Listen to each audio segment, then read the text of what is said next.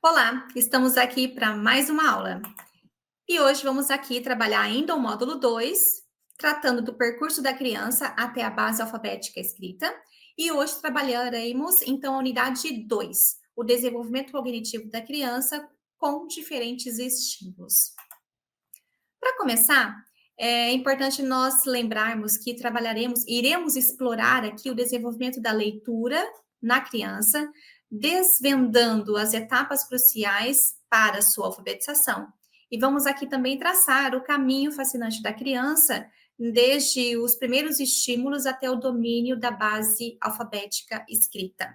Então, é importante a gente ter essa real noção, né, de que a criança ela passa por uma etapa crucial, que é a alfabetização. Né? Como eu disse no exemplo que eu dei no nosso módulo anterior para vocês, que a criança ela aprende, né, algo novo, algo que ela nunca se pensou que ela poderia aprender, né?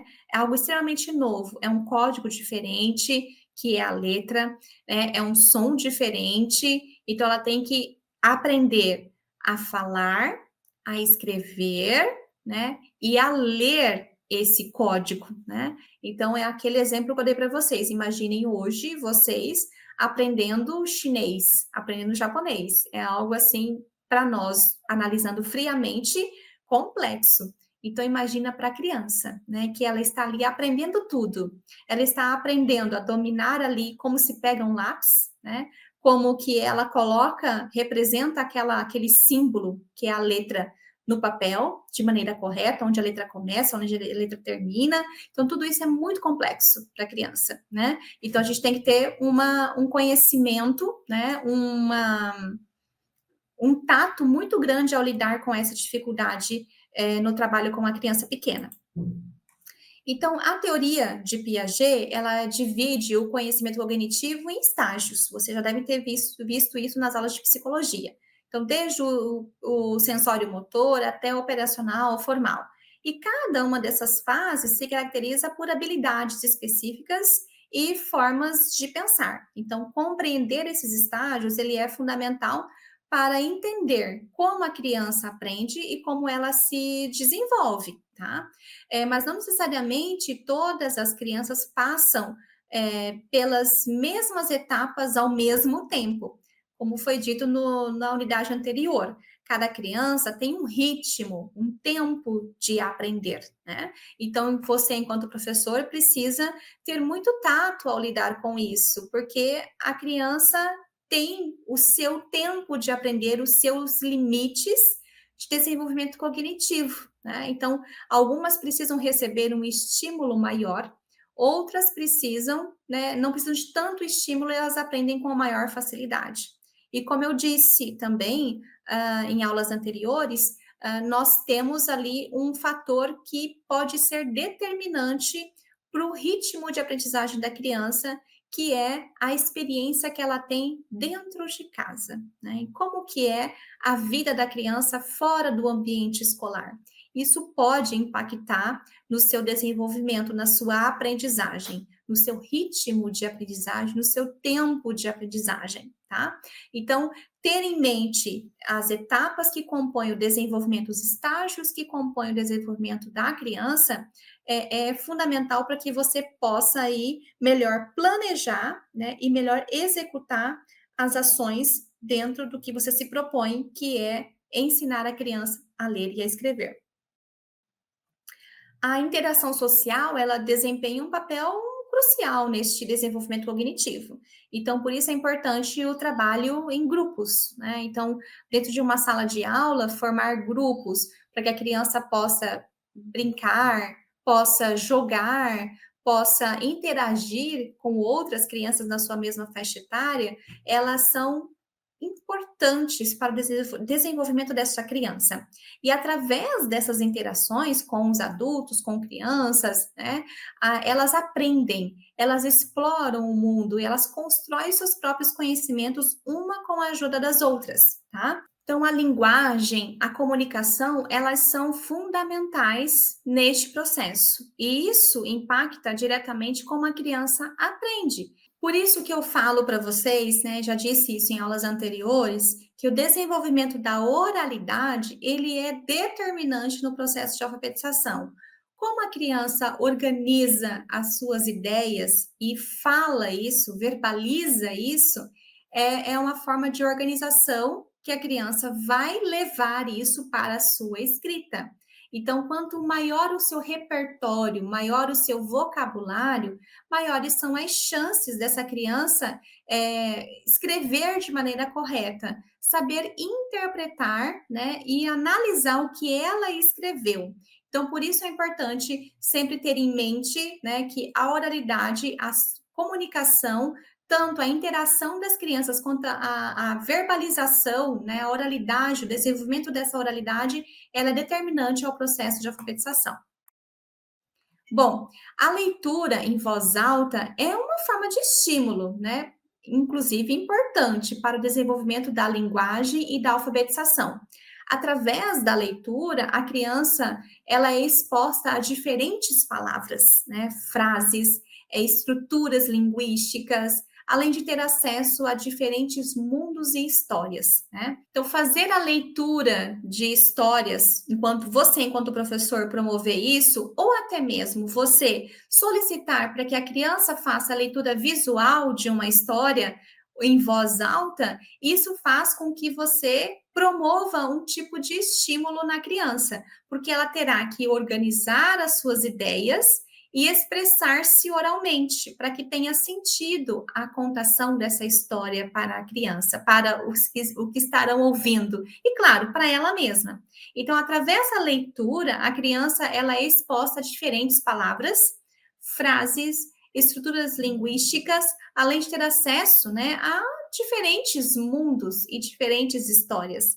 Então, seja na leitura que a criança consiga fazer por ela mesma de um livro infantil, ou seja, por meio de uma leitura visual que você estimule a criança a realizar.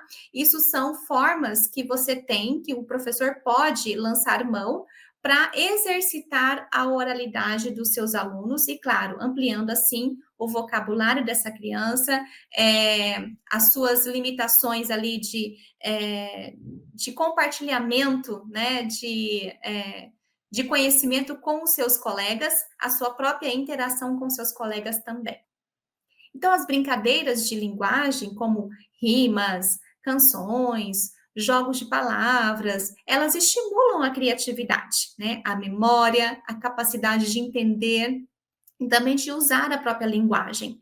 Então, essas brincadeiras, elas são formas divertidas e eficazes de aprender sobre a sonoridade das palavras e a estrutura da linguagem. Então, lembra quando eu falei para vocês do arsenal pedagógico? Então, você pode fazer uso, né, de jogos, de brincadeiras que fazem parte do seu arsenal pedagógico para organizar o seu planejamento de maneira mais prática, mais didática também com a criança. Então, não apenas ali um jogo sentadinho, brincando, cada um na sua mesa ou em grupos, mas você pode fazer alguma atividade que envolva rimas, que envolva cantigas, né, que envolva movimento, ou até mesmo tirar as crianças do ambiente da sala de aula, levar para a quadra, se possível, ou para uma outra área, um outro espaço que a escola tenha, né, para tornar aquela atividade realmente interessante e agradável para a criança, prazerosa.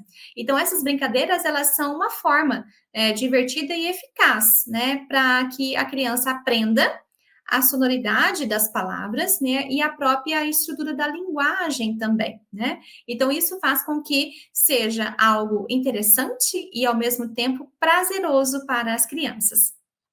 E, claro, através da exploração do ambiente físico, né, e social, isso acaba ajudando nesse desenvolvimento da aprendizagem da criança, que há também, através da observação, da experimentação, da interação com o mundo, a criança acaba adquirindo novos conhecimentos e habilidades. Então, por isso que é importante, às vezes, tirar a criança da sala de aula. Quem sabe fazer a contação de histórias, né? Se tem uma árvore na escola, por que não fazer a contação de histórias debaixo dessa árvore, né?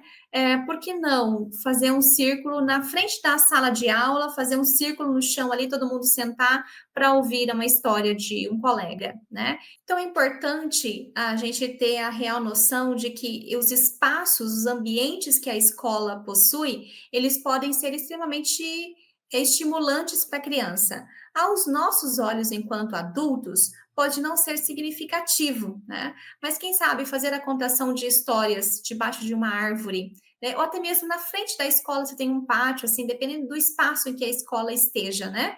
Na frente da sala de aula, formar um círculo ali, e contar uma história, ou ouvir a história de um colega. Então, tudo isso, para nós, parece tão simples, mas para as crianças pode ser extremamente significativo. Então, cabe a nós analisarmos muito bem e promover esse conhecimento de maneiras diferentes, em ambientes diferentes também, tá? Dentro da própria escola. Então, nós temos que criar essa consciência fonética. Então, essa consciência fonética da criança é a capacidade que a criança tem de identificar e de manipular os sons da fala. Então, e essa habilidade, ela é fundamental para a alfabetização, pois permite que a criança reconheça e também compreenda a relação entre os sons e as letras, tá? Então, é importante a gente ter essa noção, né, de que precisamos identificar os sons da fala, né? Identificar cada letra com seu respectivo som. E a criança, ela aprende a reconhecer as letras do alfabeto, tanto em forma impressa, como também manuscrita. A familiaridade com as letras é essencial para a decodificação das palavras. Lembra vocês que, a partir do momento que vocês optam por alfabetizar crianças, é importante a escolha de um tipo de letra. Se você vai alfabetizar as crianças com a letra cursiva, então alfabetize a criança, ela precisa dominar a letra, a escrita e a leitura, né? Para depois você apresentar um outro tipo de letra de forma, por exemplo. Ou o contrário, se você está alfabetizando as crianças com letra de forma, então alfabetize elas, que elas dominem a leitura e a escrita com a letra de forma, para depois apresentar, por exemplo, a letra cursiva, tá? Então, isso eu reforço, porque acaba sendo uma mistura muito grande na cabeça da criança, ao invés de facilitar, pode dificultar e retardar também o processo de aprendizagem das crianças. A criança, ela começa a associar cada letra ao seu respectivo som.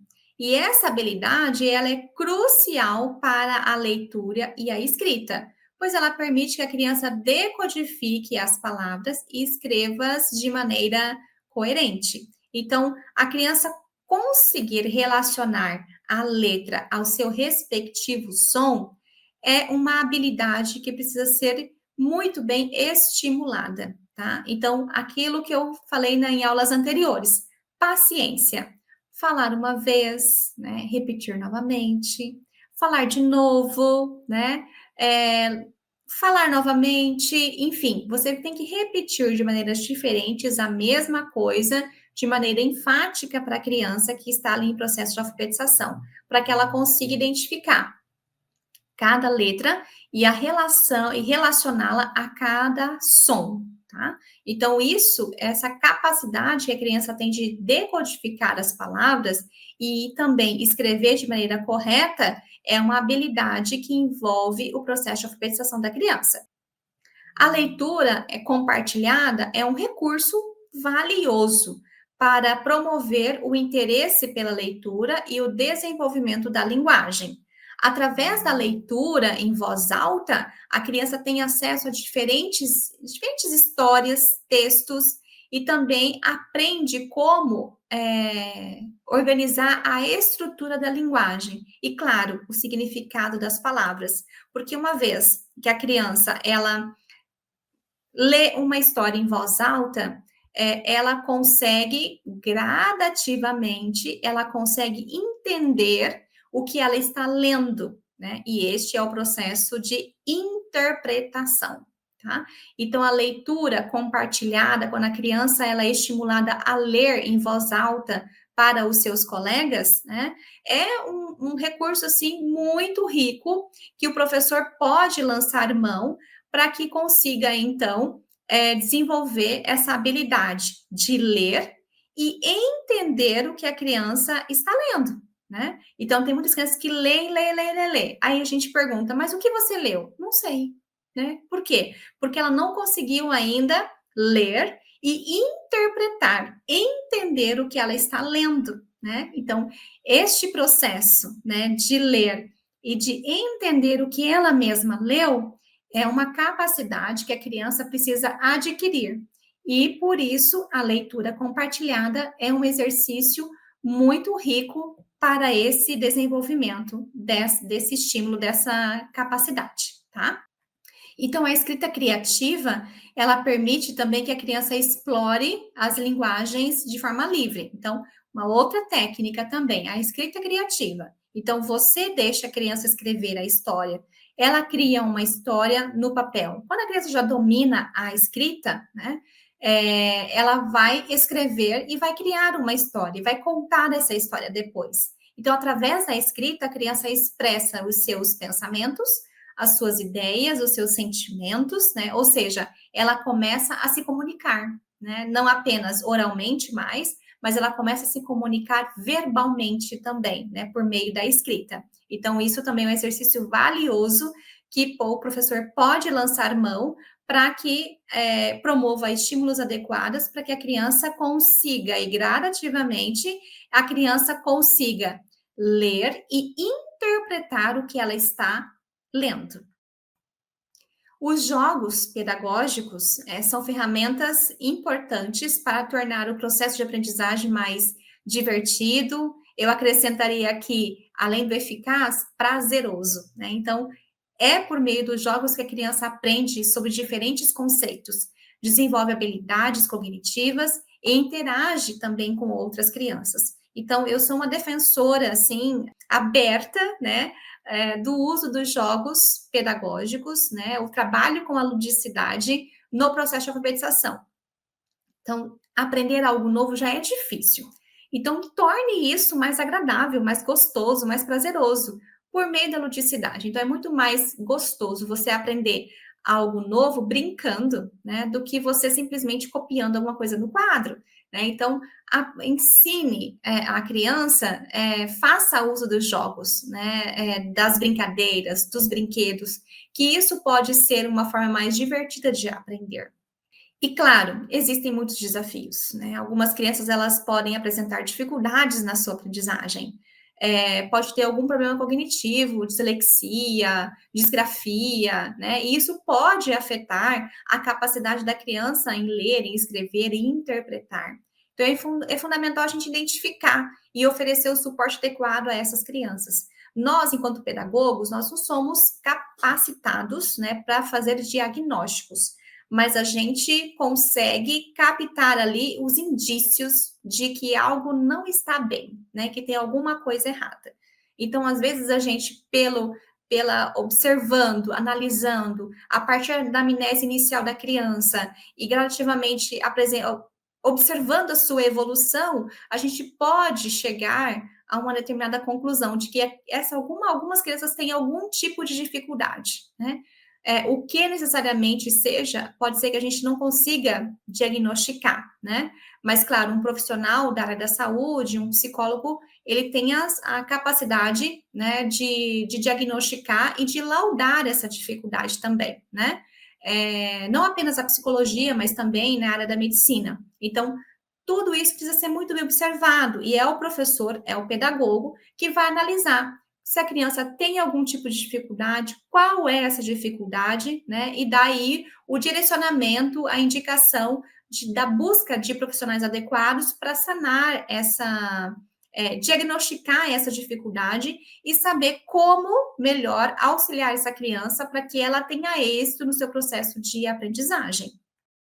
Nós temos também outros fatores que podem impactar, né, a aprendizagem da criança, como os socioeconômicos, né? Então, crianças que passam por uma situação de vulnerabilidade, crianças que não se alimentam em casa, que só comem na escola, isso tudo pode influenciar na aprendizagem da criança, até mesmo no acesso à educação, né?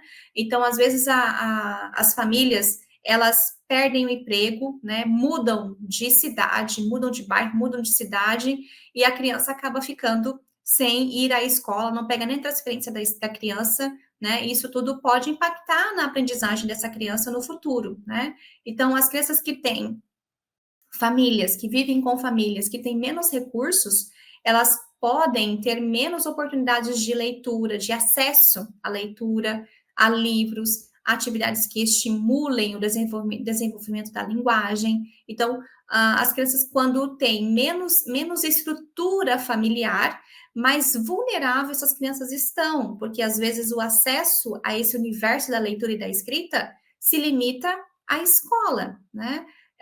Eu já tive situação em que mandei uma atividade, uma tarefa para casa, para as crianças, e 2 ou 3 delas voltaram, acho que foram 2 crianças, voltaram com a folha onde estava a tarefa rasgada, né? E daí eu perguntei, mas cadê sua atividade? O que aconteceu, né? Ai, meu pai rasgou para fazer cigarro, né? Então, isso tudo pode acontecer, gente. Tem maioria das crianças não tem apoio em casa. Elas aprendem a ler e escrever elas por elas mesmas. Então, não tem esse recurso em casa, né? Um auxílio, uma estrutura familiar que dê suporte para a criança. E eu não falo isso só no processo de alfabetização, tá? Na vida escolar da criança, do adolescente, tá? Tem muitas famílias que delegam essa responsabilidade exclusivamente para a escola, infelizmente. Então, a falta de estímulos adequados em casa e na escola podem sim prejudicar o desenvolvimento da alfabetização, né? Então, as crianças, elas não são expostas à leitura, à escrita e atividades que estimulem a linguagem. Elas podem sim, então, por conta disso, apresentar dificuldades de aprendizagem. E não necessariamente quer dizer que a criança tenha alguma limitação cognitiva. Às vezes, a criança só não recebeu e não recebe os estímulos adequados, tá? Então, a gente tem que saber muito bem diferenciar isso. Quando a criança tem algum problema cognitivo, de fato, que precisa de um profissional da saúde para diagnosticar e laudar o que essa criança tem, e aquelas que não receberam e não recebem os estímulos adequados, e é por isso que elas não aprendem. Então, por isso que eu reforço, realizar a anamnese dos seus alunos, ela é importante para você ter esses parâmetros muito bem claros, muito bem definidos da sua turma. E, claro, os pais, os educadores, eles devem criar esse ambiente rico em estímulos para o desenvolvimento da linguagem e da própria alfabetização das crianças. Isso inclui oferecer livros, brincadeiras de linguagem que envolvam a linguagem, atividades que envolvam também a escrita e a oportunidade de interação com outras crianças. Tudo isso são fatores determinantes para que a criança consiga se desenvolver de maneira adequada, né? Incentivar a leitura desde cedo, eu reforço para vocês o fato da leitura de leite, né? Então, ler para a criança no horário nobre da aula, que é o início, quando a criança chega na sala, no início da aula, ou no início da manhã, ou no início da tarde, né? A leitura é um grande estimulador do processo de alfabetização, tá? Às vezes a criança não tem essa possibilidade em casa, mas a escola precisa ofertar, porque ele passa boa parte do seu tempo e dos seus dias dentro da escola. Então, por que não a escola promover isso como uma rotina, né? E na medida do possível, levar isso também o estímulo que ocorra em casa. Também é uma grande possibilidade, né? Tudo depende da proximidade que a família tem do processo de aprendizagem dos seus filhos. É importante, importantíssimo na realidade, oferecer um suporte, esse suporte que receba um acompanhamento personalizado das dificuldades que essa criança apresenta na sua aprendizagem. Então, tanto as escolas quanto os pais, eles devem trabalhar em conjunto, né, para que haja aí a garantia de que a criança irá ter oportunidade de fato de se alfabetizar de maneira adequada, né? Eu sempre falo que nem sempre a família ela é presente dentro da sala de aula. Mas, na medida do possível, o professor precisa tentar essa proximidade da família com a escola, né? Para que a criança que está no processo de aprendizagem, aí eu falo não apenas na alfabetização, tá? Mas na sua aprendizagem em si, na sua vida escolar, a presença da família, ela é muito importante. Até mesmo porque a criança pode aprender de maneira mais, como que eu vou dizer para vocês?